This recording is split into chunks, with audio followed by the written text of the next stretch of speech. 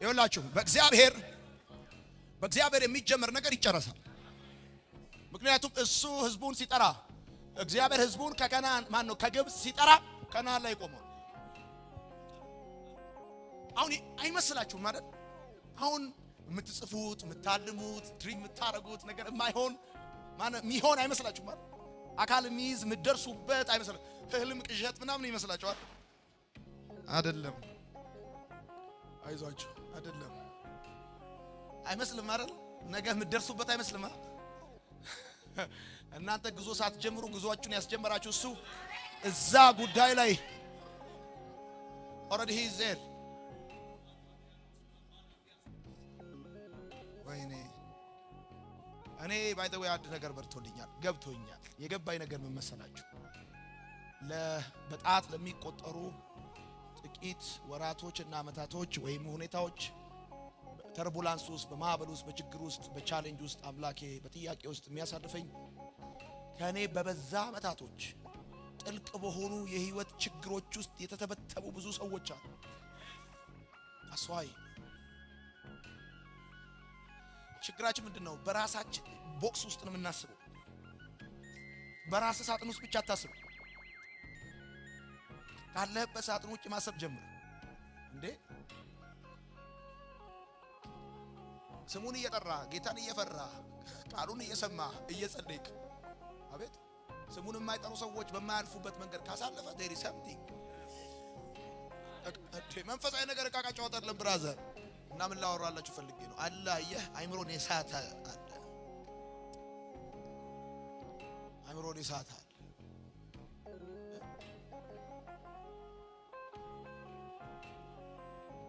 መልስ ይፈልጋል። ከእግር ብረትም ከእጅ ሰንሰለትም በላይ ይሆናል።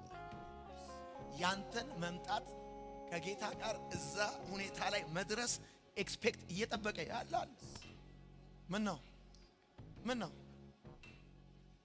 አቤት እግዚአብሔር እኮ መልሱ ቤት መንገድ እንደሆነ እኮ አታውቁም። አንዳንዶቻችሁ የምታልፉ ያላችሁበት ጥያቄ የግል ጉዳይ ታርጉታችሁ የግል ጉዳይ አርጋችሁት ከእግዚአብሔር ጋር ተጣላላችሁ። አሁን እኔ ትላላችሁ እናንተ ያላችሁበትን ኮንፊውዥን ጥያቄ ችግር ምናምን የግል ኬዝ አርጋችሁ ከመዳንም ጋር ተጣሉ። ወዳጆች ይሄ ብቻ እኮ አይደለም ይሆነው። ለዘመናት ባጋንንት ስራት ውስጥ የነበረው ሰው ብቻ አይደለም የተፈታው። የኢያሪዮስ ልጅ ብቻ አይደለም ከሞት የተነሳችው። 12 ዓመት ደም ሲፈሳት የነበረችው ሴትዮ ከዚህ ጉዞ በኋላ ነው የዘመናት የደም ጅረት እኮ ነው የቆመው። ምን ሆነ ነው? ገንዘብ ያልቻለው፣ ንብረት ያልቻለው፣ ሐኪም ያልቻለው ጥያቄ የተመለሰው ጌታ ኢየሱስ ደቀ መዛሙርቱን በታንኳ ይዟቸው ከተጓዘ በኋላ ነው። አንብቡት ሉቃስ ወንጌል መጽሐፍ ምዕራፍ 8 ከሱ በኋላ ያለውን አንብቡት። አልቆም ያለ ጥያቄ አለ፣ አልቆም ያለ ችግር አለ። የናንተን መድረስ፣ የናንተን መገለጥ፣ የናንተን አገልግሎት እየጠበቀ ያለ ለምንድን ነው የኔ ችግር ካላችሁ አሁን የኔ አባ ደግሞ ልክ እንደዚህ አይነት ተአምራት ሊያሳያችሁ ሲፈልግ ጊዜውን ጠብቁ ሳይሆን ጊዜው ባልሆነ ጊዜ ጉዞ ያስጀምራቸዋል። አንዳንድ ሰዎች አሉ ይጠቅሳሉ። ታውቃለህ በዚህ ዘመን አዋቂ የሆነ ዝም ይበል ምና ይሏል። ጥጉን ያዝ ምና ይሏል። ወዳጆቼ ከቤተሰብ ከሰፈር ከሀገር ያለፈ ጥያቄ ያለባቸው ከሀብት ከገንዘብ ከእውቀት በላይ ችግር ያለባቸው ሰዎች መልስ ያገኙ ዘንድ የህይወታችሁ ማዕበል ጌታ እንድታልፉበት የፈቀደው ጉዳይ ለዛ ነው። እናንተን የማወዛወዝ እናንተን የማስጨነቅ እናንተን የማስለቀስ ፕሮግራም እሱ የለው። አቤት አገልግሎት እንዴት እንደሚጥም ህይወት ከዛ በኋላ እንዴት እንደሚጥም አቤት ህይወት እንዴት እንደሚጣፍጥ ከዛ በኋላ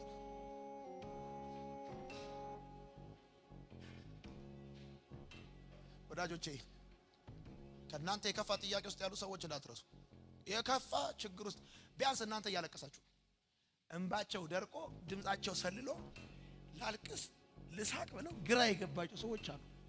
አትሊስት አንቺ እያለቀሽ ችግርሽን እያሰብሽ ሶፍት አለሽ። ሶፍት የሌላቸው ሰዎች አሉ። በጥያቄ ውስጥ ያሉ ሰዎች ለነሱ መልስ ትሆኑ ዘንድ ነው። ምንም ባላረጋችሁት ሪጀክሽንን እንድታዩ የሚያደርጋችሁ በጣም ብዙ በተደጋጋሚ ሪጀክሽን ውስጥ የኖሩ ሰዎች አሉ። አንዳንዴ ቡጢ ለሰጪው ቀላል ነው እንደሚባለው ያላለፋችሁበትን ህይወት ስትመክሩ ስታገለግሉ ቀላል ሊመስል ይችላል። ያለፋችሁበት ሲሆን ግን ፔኑን ታውቁታላችሁ። በጥፋት ላይ ያለ፣ በችግር ላይ ያለ፣ በጥያቄ ላይ ያለ ትውልድ አለ። ታስዋል የባለራዕይ ወጉ ነው፣ የእውነት መንገዱ ነው። እና ጌታ ወደ ማዶ ሲመሽ ነው ወደ ማዶ እንሻገር አላቸው። ምክንያቱም እዛ ማዶ የዘመናት ጥያቄ አለ። የዘመናቱ ጥያቄ የሚፈታው በሰዓታት እንቆቅልሽ ውስጥ ስታልፉ። ይኸውላችሁ ድንገራችሁ ያላችሁበት ችግር የወራት ከሆነ የዓመታትን ጥያቄ ሊፈታባችሁ። ያላችሁበት ችግር የዓመታት ከሆነ የዘመናት ጥያቄ መልስ እየሰራባችሁ። የሰማኝ ሰው ቢኖር ጥሩ ነው። ያላችሁበት ጥያቄ የወራት ከሆነ የዓመታት ችግር የምትፈቱ ሰዎች። ለዓመታት ከሆነ ግን 1 ዓመት 2 ዓመት 3 ዓመት 4 ዓመት 5 ዓመት 6 7 10 ዓመት ጥያቄ ውስጥ ያላችሁ ሰዎች ካላችሁ አትጠራጠሩ። የሩብ ምዕተ ዓመት የግማሽ ክፍለ ዘመን መልስ መልሳችሁ ነው የምትሄዱ። እውነት እኮ ነው የምላችሁ፣ እውነት እኮ ነው የምላችሁ። ብዙ አሉ ተስፋ የሌላቸው፣ ተስፋቸው ተስፋ የሚባል ነገር የሌለበት ነገር ያለቀባቸው፣ ገንዘብ ይዘው ገንዘባቸው መልስ አልሰጣላቸው፣ ሀብት ይዘው ንብረት ይዘው መልስ ማግኘት ያቃታቸው በጣም ብዙ አሉ ወዳጆቼ። በኑሯችን ላይ እግዚአብሔር ባይኖርበት፣ በክርክራችን ላይ እግዚአብሔር መልስ ባይሰጥበት፣ በትግላችን ላይ እግዚአብሔር ክንዱን ባያነሳበት፣ በጦርነታችን ላይ እግዚአብሔር ባይሰለፍበት በህይወት አንኖርም። ይሄው ከዚህ ማታ ጀምሮ አንድ እውነት ነግራችኋለሁ። በኑሯችሁ ውስጥ እግዚአብሔር ብቻ ነው የሚኖርበት። 1 2 3 4 5 ተብለው በሚቆጠሩ የምድር ላይ ቆይታችሁ እግዚአብሔር ብቻ ይኖርበታል። በኑሯችሁ እግዚአብሔር ይኖርበታል። በክርክራችሁ እግዚአብሔር መልስ ይሰጥበታል። በትግላችሁ ላይ እግዚአብሔር ክንዱን ያነሳበታል። በጦርነታችሁ ላይ እግዚአብሔር ይሰለፍበታል። እግዚአብሔር እያለኝ ያለውን ነው ነገር ነው የምነግራችሁ። እኔ ይላችኋል ጌታ በኑሯችሁ ውስጥ እኖርበታለሁ። ስለዚህ እናንተ ብቻ አይደለም እሱ ያተርፍበታል። አሁን ክርክር ውስጥ ያላችሁ ሰዎች አላችሁ። በክርክራችሁ ውስጥ እሱ መልስ ይሰጥበታል። አሁን ብዙዎቻችሁ ባላችሁበት የህይወት ክርክር መልስ ለመመለስ ምናምን ጥረት ድካም ምናምን እንዳታረጉ።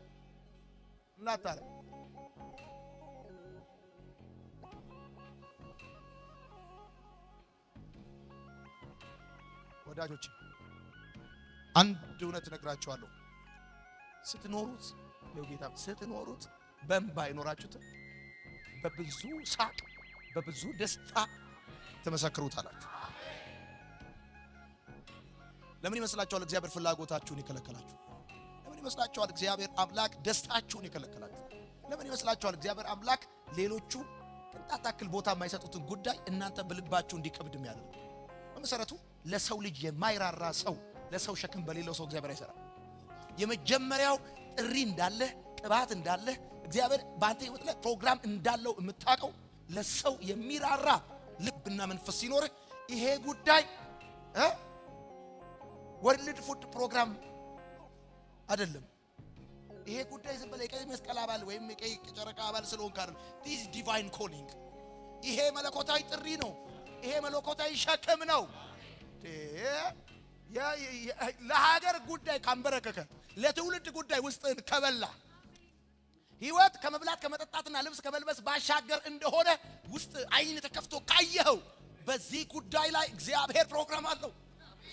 የትኛው አመፀኛ የትኛው ማጅራት መጪ ስለሆንክ ነው በማበል ውስጥ የምታልፈው? እንደው አንዳንዶቻችሁ የምታልፉበት ችግርና መከራ ወይም ደግሞ ጥያቄ የከተማው እኔ ነኝ ያሉ ማጅራት መጪዎች እኮ አያልፉበትም። ምን ሆነ ነው? የከተማው ማጅራት መጪ እኮ ቅቅል ነው የሚበላው። ቅቅል አጥንት ያለው ቅቤ አንድ ጆግ ይበቃል እያለ እኮ ነው የሚበላው። እንዲህ ስጋ ያው እየመታ እኮ ነው ይበላል እንዴ ምን ሆነ ነው አንተ? እና ታዲያ አንተ ጉዳይ እንደዚህ ኮምፕሊኬትድ የሆነ ምን ስለሆነ ይመስላል?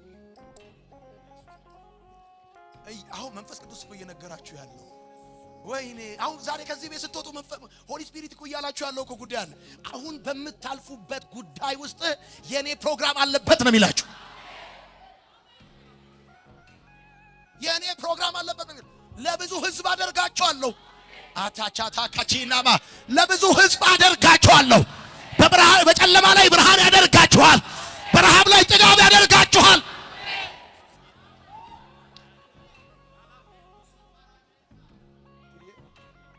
ለብቻችሁ ካለቀሳችሁ እመኑኝ የአፋችሁ ቃል ለትውልድ ሶፍት አይደለም ይሆናል።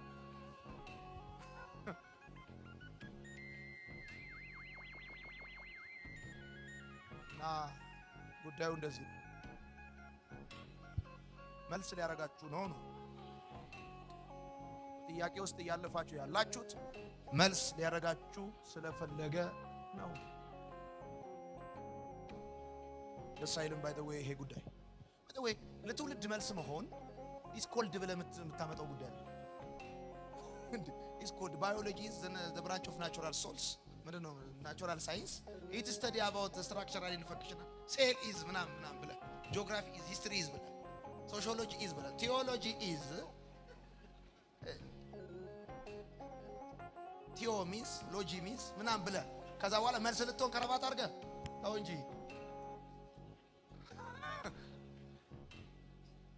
እነዚህ ነገሮች ሁሉ ለህይወት በጣም ቁልፍ ጉዳዮች ናቸው። መማርህ ማወቅህ በጣም ኢምፖርታንት ናቸው። መልስ የምትሆንባቸው ምዕራፎች ግን አንተ ራስህ ያለፍክባቸው ቴስት ያረካቸው። ለዚህ እኮ ነው ዳዊት እንደዚህ ያለ እኔ ያለ አባቴን በጎች ስጠብቃለሁ፣ ድብ ይመጣ ነበር፣ አንበሳ ይመጣ ነበር። አሁን መልስ ሊያደርገው ነው። እዛ በብዙ ጥያቄዎች ውስጥ እግዚአብሔር ያሳለፈው የምድሪቷ ዋነኛ ጥያቄ ጎልያድ ጠዋትና ማታ አሳይመንት እየሰጣቸው ይሄዳል። አጀ ተደጋጋሚ ጊዜ በጥያቄ ውስጥ አልፏል ሰውየው። ተደጋጋሚ ጊዜ ከአንበሳና ከድብ ጋር ተጋጥሟል። ይሄንንማ አለ መቼም ድብ መጥቶ በጎቹን ይወስድ ነበር፣ እኔም ተከታትዬ ያስጥለው ነበር ካለ ባይ ዘ ዌይ ዳዊት ድቡን ሲያስጥለው እኮ ድቡ ትቶት አይደለም። በጉን ከጣለው በኋላ ወደ አስጣለው ነው ፊቱ የሚያዞረው። ከዳዊት ጋር እኮ ይጋጠማል። ዳዊት እኮ ዝም ብሎ እዚህ እጁ ምናምን ኒቪያ ሎሽን ተቀብቶ የሚመጣ እንዳይመስል እስክራች በስክራች እኮ ነው። በትክክል እኔ ዳዊት መንግስት ሰማይ ካገኘው ታውቀዋለሁ። ቆዳው ላይ ብዙ ጭረት ያለበት ሰው ካለ ዳዊት ምን ሆነ ነው ይሰማል ወይ ነው አይደለም? አዎ ከአንበሳና ከድብ ጋር ነው የሚታገለው። አንበሳ ደግሞ በፀጉሩ መሰለ በጎፈሬው መሰለ የሚታገል፣ በጥፍሩ ነው የሚታገል፣ በጥርሱ ነው የሚታገል እና ብዙ ስክራች አለበት። ብዙ ስክራች ያለባቸው ሰዎች ከተማ አገር ነው የሚያድኑት። አልሰማችሁኝ? ማለት ትውልድ ነው የሚያድኑት። ብዙ ጠባሳ ያለባቸው ሰዎች፣ ብዙ የተሞነጫጨረ ነገር ያለባቸው ሰዎች የምድሪቷን ጥያቄ ነው መድኃኒዓለም በእነሱ የሚገለብጠው። ይኸው ዛሬ ጸልይላችኋል። እግዚአብሔር ምስክሬ ነው። በዚች ምድር ላይ እግዚአብሔር መልስ አድርጎ ያስነሳችኋል። እየሰማኝ ያለ ሰው ካለ ዛሬ ማታ፣ ዛሬ በዚህ ሰዓት ስፒሪት ኦፍ የእግዚአብሔር መልስ፣ የእግዚአብሔር ቅባት፣ የእግዚአብሔር ኃይል በእናንተ ላይ በኃይል ይገለጣል። ለዘሮቻችሁ መልስ ያደርጋችኋል። ለትውልድ መልስ ያደርጋችኋል። ለሀገር መልስ ያደርጋችኋል።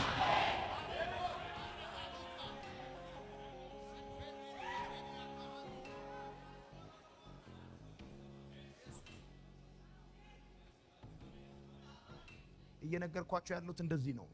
በደንብ አዳምጡኝ፣ ልሰብስብላችሁ።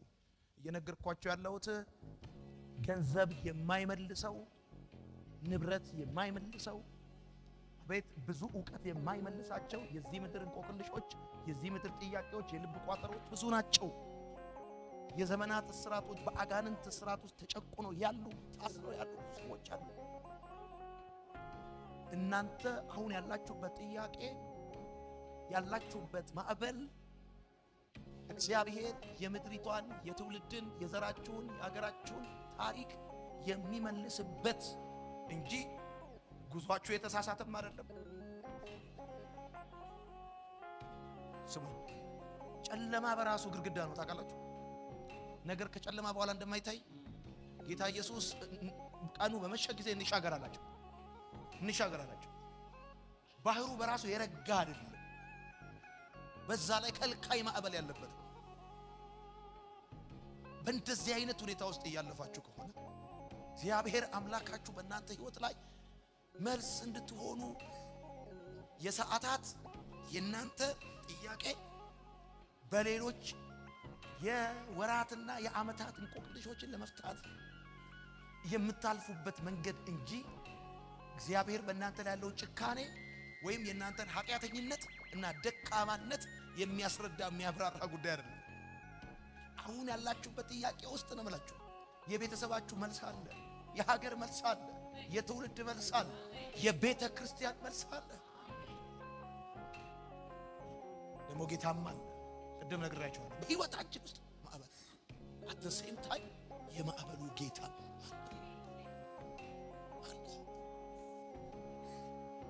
በህይወታችን ውስጥ ፍርሃት ሊኖር ይችላል፣ የሚያበረታ ድምጽ አለ። ሰልፍ ሊኖር ይችላል። ማን ነው ሰልፍ የለም ያለው?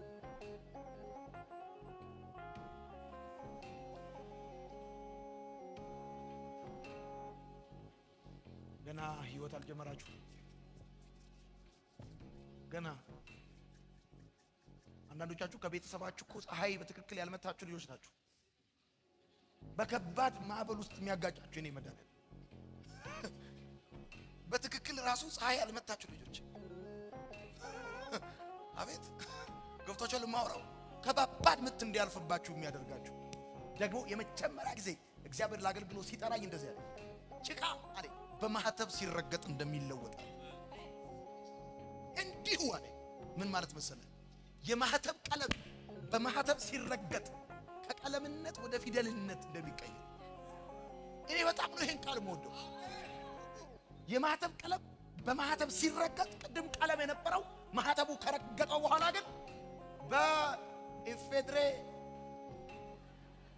ይላል በኢትዮጵያ ብሔራዊ ዲሞክራሲያዊ ሪፐብሊክ ማህተብ ቀለሙ ፊደል ይሆናል። ቀለሙ ፊደል እንዲሆን መረገጥ አለበት። አንድ እጅ ሊያልፍበት ይገባል። የሚነበብ እንዲሆን ምስክርነት እንዲኖራችሁ የምትነበቡ እንድትሆኑ ትውልድ የሚያነባችሁ መልእክት ከውስጣችሁ እንዲወጣ ነው ጫናው። የምታልፉበት ፕሬሸር፣ የምታልፉበት ጥያቄ፣ የምታልፉበት ብቸኝነት፣ ችግር፣ ወጀቡ የምትነበቡ እንድትሆኑ ነው እንጂ ዝም ብሎ አይደለም። እያንዳንዱ መጥቷችሁ የሚያልፍ ነገር ታሪክ ከውስጣችሁ አውጥቶ ያልፋል እንጂ ዝም ብሎ ተረት ሆኖ የሚቀር ጉዳይ እንዳይመስላል። ነገር ጸጥ ሲል ዝም ሲል ወይም የሆነ ከባድ ነገር ሲሰማቸው በጣም ናቹራል እንደሆነ ወቁ። እሺ እናንተ ቢራቢሮ አይደላችሁ ሁሌ የምትበሩት። ኢትስ ኖርማል። በቃ አንዱ የህይወት ገጽታ። አቤት ሁሌ ዳንስ የለም። አንዳንዴ እዚህ ሀገሬ ልጆች ፈገግ በሉ፣ ነቃ ነቃ በሉ፣ ደስ ይበላችሁ። እዚህ ጥያቄ ውስጥ መልስ አለ፣ ታምራት አለ። ከመሸ ጉዞ ያስጀመራችሁ ታምራት ሊያሳያችሁ ነው። እኔ አያለው ማዕበሉ የትኛውም ይሁን፣ እኔ ግን መድረሴ እርግጥ ነው። ለምን ካልከኝ እሱ ያስጀመረኝ ጌታ አልፋ ነው፣ ደግሞ ኦሜጋ ነው። በአልፋነቱ አስጀምሮኛል፣ በኦሜጋነቱ ያስጨርሰኛል። ከኋላዬ ብቻ አይደለም ያለው፣ እሱ ከፊቴም አለ።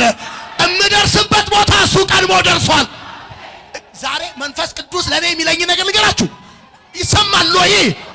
ይኸውላችሁ ያ ህልማችሁ ጋር አምላካችሁ ቀድሞ ደርሷል።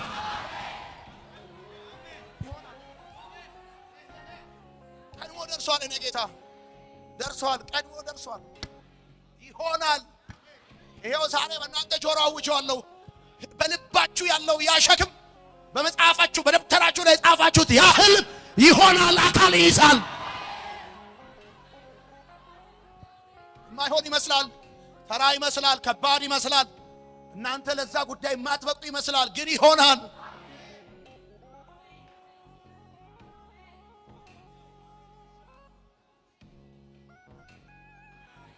አሁን ያላችሁበት ሁኔታ የሚያስረዳችሁ እንደማይሆን ነው፣ አቅም እንደሌላችሁ ነው፣ እንደማይቻል ነው፣ ከንቱ እንደሆነ ነው አይደል የሚነግራችሁ። የሚገርመኝ የኔ ጌታ ወደ ውስጠኛው ክፍል ሲገቡ ትራስ አርጎ ተኝቷል። መተኛት እኮ አንድ ጉዳይ ነው። አይሮፕላን ላይ ስትሄድ ተደግፈህ ትተኛለህ። መኪና ላይ እንዲህ ብለህ ትተኛለህ። ትራስ አርገህ መተኛት እንኳ ተረጋግቶ ያለ ሰው ምልክት ነው። ተረጋግቶ ጌታ ኢየሱስ ተረጋግቶ ትራስ አርጎ ተኝቷል። የኔ ጌታ እናንተ በተጨነቃችሁበት ጉዳይ ላይ አምላካችሁ የጠራችሁ ጌታ በጣም የተረጋግቶ መንፈሳዊ ዓለም አሁን ተረጋግቶ ነው የተጠራችሁት ለታላቅ ጉዳይ፣ ለትልቅ ጉዳይ። አሜን ነው።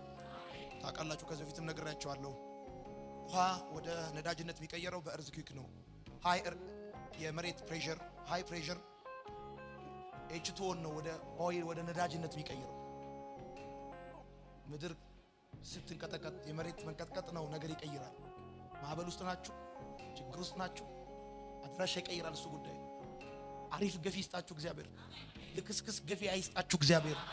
በህይወቴ ከምጠላው ነገር አንዱ ልክስክስ ገፊ ነው። ሎክፎ የሚተው ገፊ አይስጣችሁ። ተገፏችሁ ቆንጆ ጡንቻ ያለው ይግፋችሁ። አሽቀንጥሮ የሚገፋችሁ አድራሻችሁን የሚቀይር እንጂ እዛው ሰፈር የሚያልከሰከሳችሁ ገፊ አይስጣችሁ። እዚህ ውስጥ በጣም ብዙ የሀገር መልስ አላችሁ። እና የህይወቴ ማዕበል ለምንድን ነው ካላችሁ ለሚበልጥ መልስ ነው። ለሚበልጥ መልስ እያዘጋጃችሁ ስለሆነ